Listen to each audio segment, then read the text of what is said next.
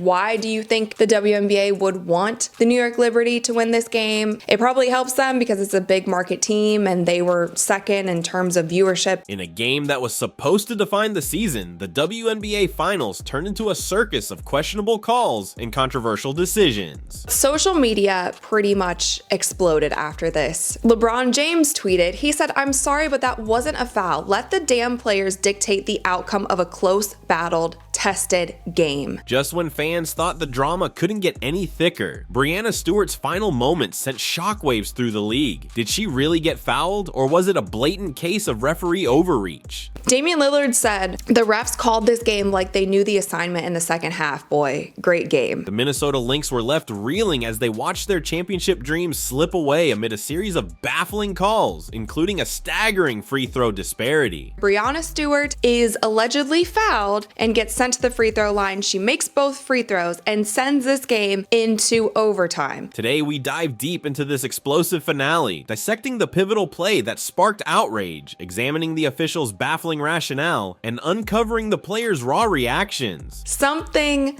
was wrong. Social media has been flooded more with the referees rigged this game. Buckle up, because what we reveal today may change how you view the WNBA forever. Let's rewind to that heart-stopping moment that everyone is talking about. There was a consensus, not only among fans, but also among the Minnesota Lynx. They feel like they got cheated. The final play of regulation in the WNBA Finals. With the clock ticking down and tension mounting, Breanna Stewart received the ball. What happened next has ignited a firestorm of debate and disbelief among fans and players alike. So let's look at this final play. Breanna Stewart gets the ball here. She turns around and kind of just chucks it up to the basket. This was called a foul, but there is so much going on here, you guys. Stewart turned, launched the ball toward the hoop, and the referee blew the whistle, signaling a foul. She was awarded 2 free throws, which she calmly sank, pushing the game into overtime. When she gets the ball, she travels, and she doesn't just like take one extra step. Let's count here. So she gets the ball here. She jumps 1, 2, 3, 4. She at least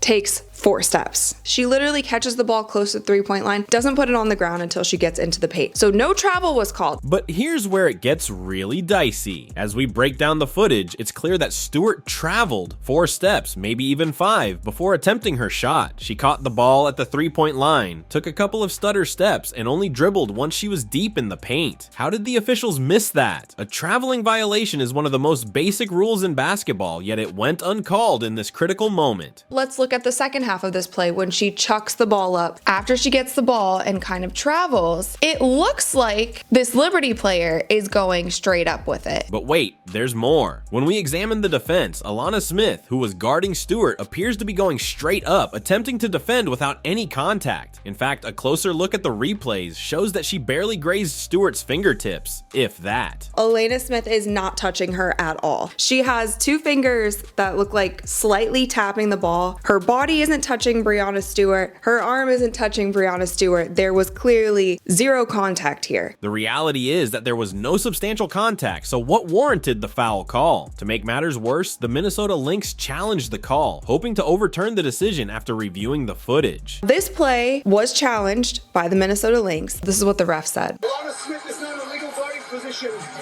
Therefore, Stewart will be shooting 2 free throws. And Minnesota loses their timeout. Like, if this were on the NBA side, that referee would have been fired before the game even ended. If this had been a routine play in the first half, it might have been understandable, but this was the climax of the WNBA season. The stakes couldn't have been higher. The referees reviewed the footage, saw the travel, and noted the absence of contact, yet they still upheld the foul call. This decision not only altered the game's trajectory, but also left the Lynx feeling utterly robbed. Isaiah Thomas tweeted, "They low-key cheated for New York, but I get it, LOL." The official's explanation that Smith wasn't in a legal guarding position is almost never cited in such scenarios, especially in high-pressure games like this. Most fans and commentators were left scratching their heads, bewildered at the sheer absurdity of the ruling. How could such a pivotal moment be marred by what many perceived as a clear officiating error? This wasn't just a game, it was a defining moment for both teams, and the impact of that controversial final play would echo long after the final buzzer sounded. After the game, Cheryl Reeves gave an epic post-game interview. And all the headlines will be Reeve cries foul. Bring it on, right? Bring it on. Because this shit was stolen from us. Bring it on. And we don't have a team that whines and complains and, all that stuff. And, sometimes it probably hurts us. Maybe being a little more, I don't know, something. But I just think that, you have a star player like Fee, I don't get it. I don't get how she can be held and go to the basket and get hit. And then a marginal, at best, sends their best player to the free throw line.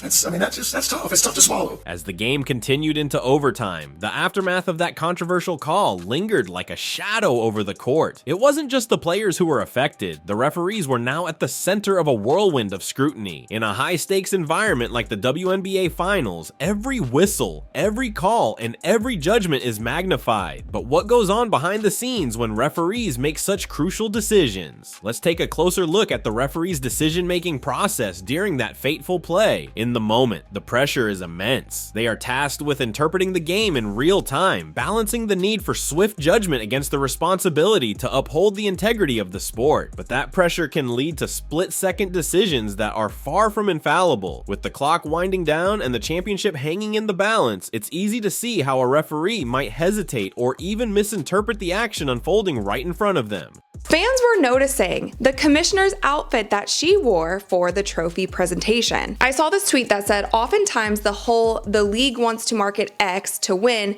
is just a paranoid take from fans. But for the commissioner of the league to literally wear the New York skyline on her dress at Game 5, that is not a great look. The referees had to consider multiple factors. Was there enough contact to warrant a foul? Did Stewart indeed travel? Typically, when a player takes an excessive number of steps without dribbling, a travel violation is called without hesitation. However, the intensity of the moment may have clouded the officials' judgment, leading them to prioritize the foul call over the traveling infraction. On every level, it's just disaster after disaster. There were so many people, former WNBA players, current WNBA players, coming out and just saying how bad the referees were, how that could actually happen in the finals game. And then the commissioner is on stage in a New York skyline dress. How can people not think it's rigged? Moreover, in the heat of battle, biases can unknowingly creep into decision-making. The reputation of players often influences how referees perceive their actions. Stewart, a seasoned star with a history of high-level play, might have been afforded the benefit of the doubt due to her stature in the league. Did her status as a two-time MVP factor into the decision? It's a question that many fans are asking, sparking discussions about the potential for favoritism in officiating. Then there's the role of crowd dynamics. The arena was buzzing with energy, and electric atmosphere that can sway the mindset of both players and referees. The roars of the home crowd can amplify the intensity of a moment, leading to heightened emotions that might distort the official's view.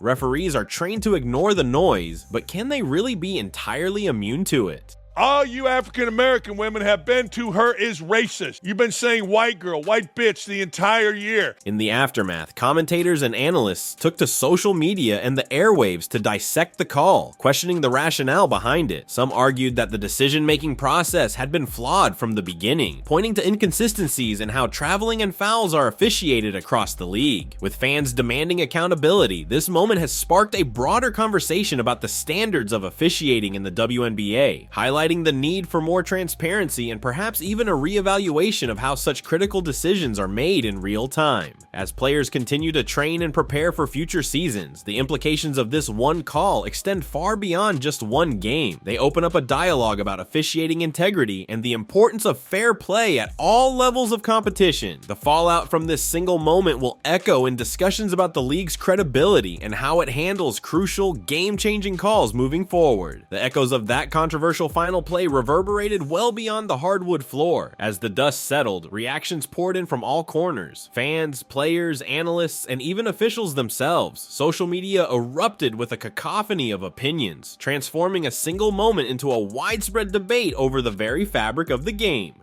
On Twitter, hashtags like #StewartTravel and #RefGate trended as fans shared their thoughts, dissecting the call from every angle. Some stood in solidarity with their teams, expressing outrage over what they viewed as a blatant miscarriage of justice, while others defended the referees, emphasizing the impossible job they face in real time under immense pressure. The conversation quickly escalated, with passionate arguments emerging about the nature of officiating in the WNBA and whether players of certain status might receive preferential preferential treatment. Players too weighed in on the fallout. In post-game interviews, emotions ran high. Some spoke candidly about the frustration of feeling like critical calls could determine the outcome of games. Others called for a more consistent and transparent approach to officiating, acknowledging that mistakes happen, but emphasizing the need for improvement. These sentiments echoed the thoughts of many players who have felt the sting of questionable calls affecting their own careers, bringing to light the broader implications for player morale and the perception of fairness within the league. The WNBA itself found itself at a crossroads. As the league navigated this controversy, the focus turned to how they would address officiating standards and player conduct. Would there be an official review of the call? What measures would be taken to ensure accountability among referees in the future? The league recognized the necessity of maintaining its integrity, especially in a time when it is striving for increased visibility and respect on the national stage. The fallout from this call had the potential to impact fan engagement and trust, something the WNBA could not afford to lose.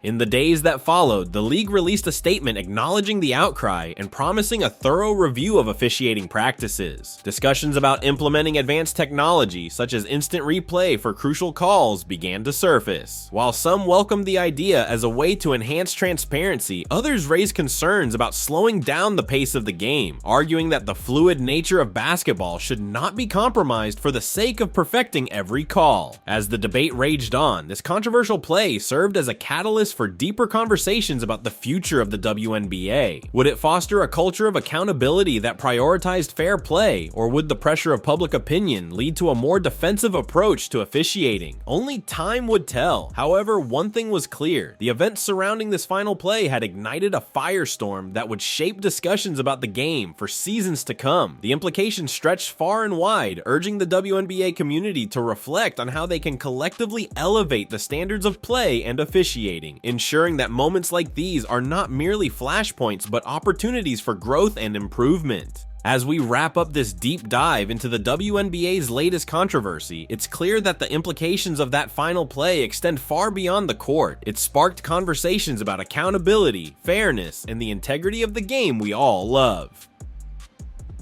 Whether you're a diehard fan or a casual viewer, these moments remind us of the passion and intensity that make basketball so exhilarating. But it doesn't stop here. The discussions surrounding the referees' decision-making and the reactions from players and fans alike are just the beginning. How will the WNBA respond? Will they adapt and evolve to ensure that the integrity of the game is upheld? As we move forward, let's keep this conversation alive, supporting a league that strives for fairness and transparency. If you enjoyed this breakdown, don't forget to hit that like button, subscribe, and share your thoughts in the comments below. What do you think about the officiating in the WNBA? Should technology play a bigger role? Join the discussion and let's keep the dialogue going. Thanks for watching, and we'll see you next time for more insights into the world of basketball.